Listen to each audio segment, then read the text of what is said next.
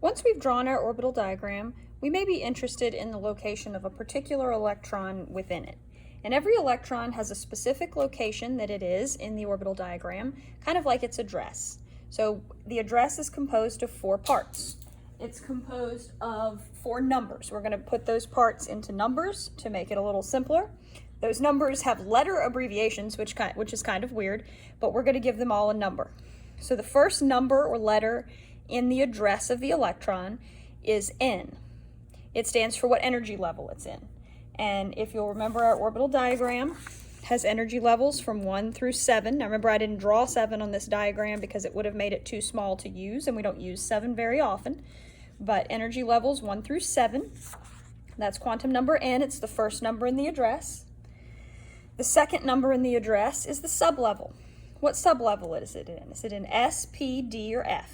And each of those sublevels has its own little set of boxes, if you'll remember from our diagram. So we have S, P, D, or F, although not every energy level has every sublevel. And those sublevels have different shapes.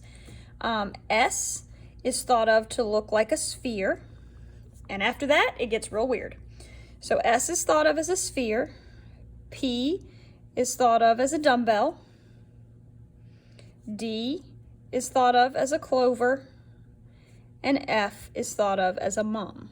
Now these are complicated 3-dimensional shapes. They're in the notes slides for you.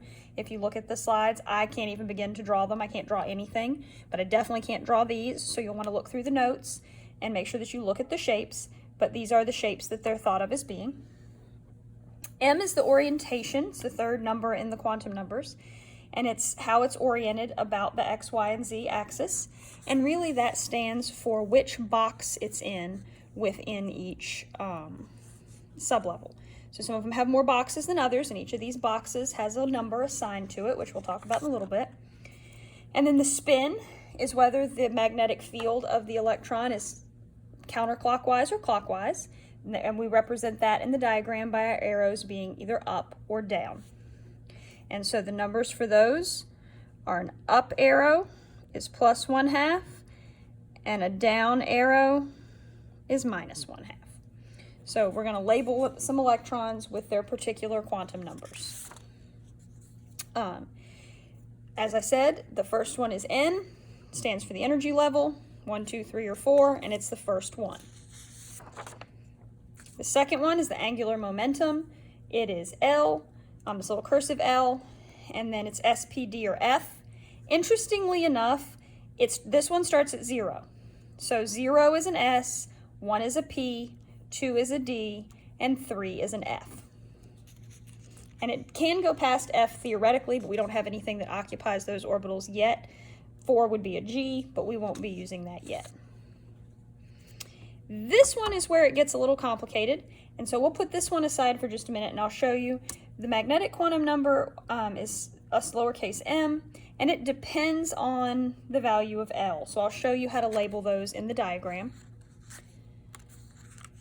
And the last one is the spin, +1/2 for an up arrow, -1/2 for a down arrow. And as you already know, you can have no more than 2 arrows in any given box. So we'll go back. I've drawn a couple of orbital diagrams for iron and potassium. I'm going to zoom in on my iron a little bit. And I drew the orbital diagram, and I circled the last electron that I drew. So usually when you're doing quantum numbers, they could ask you for more than one. They could ask you for a set of them, but the most common one to ask for is the last one you drew. So I always put a circle around it in case I get asked for it. Now my quantum numbers are going to be the first one. We have 4 of them. They're separated by commas. So this one is going to come from the energy level. So the energy level that this circled electron is 3. It's in row 3. It's in energy level 3. So my first quantum number is 3. The second one will come from the orbital, and it's in a D. So it's in 3D. And remember, we said that if it's in D, S is 0, P is 1, D is 2, and F would be 3. So it's an energy level 3. It's in a D orbital, which is a 2, 0 for S, 1 for P, 2 for D. Now the third one, this is the one that gets a little more complicated.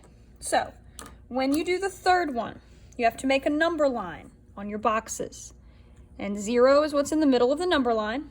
So whatever's in the middle is always going to be 0. And then you number it like a number line. So this box would be 1, this box would be 2, this box would be -1, this box would be -2. If it were in a p orbital, the middle is still 0, 1, and -1. If it were in an s, 0 is the only thing you have space for. And if it were in an f, 0 is the middle, 1, 2, 3, -1, -2, -3.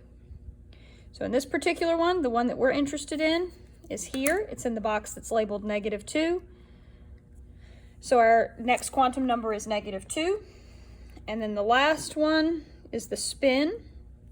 This is a down arrow, so it is -1/2. If it were an up arrow, it would be +1/2, and you do have to put both the plus and the minus.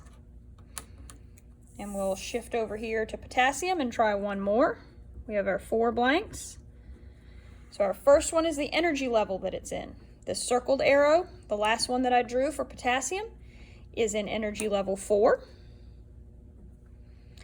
It is in an s orbital, and we said it's 0, 1, 2, 3 for S, P, D, and F, so our second one is a 0. S only has one option. It only has the middle block, so it's another 0. And our last one, is it pointing up or is it pointing down? This one is pointing up, so it's +1/2. So whichever electrons they ask you for the quantum numbers for, you need to find all 4 numbers, and the easiest way to do it is by looking at your diagram.